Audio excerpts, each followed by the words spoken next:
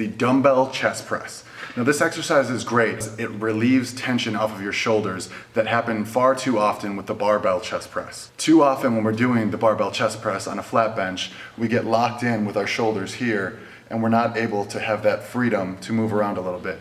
So for any of you beginners or you advanced weightlifters that are doing heavy weight, dumbbell chest press is going to be the great way to go. Now make sure your back is flat and your feet are firmly planted to avoid any shaking. You want your elbows to be a little under a 45-degree angle from your body so that you avoid damage to your shoulders. You bring the weight down to about the nipple line and push all the way up. And to provide the best contraction and muscle fiber tears, you're going to want to really squeeze at the top of that extension.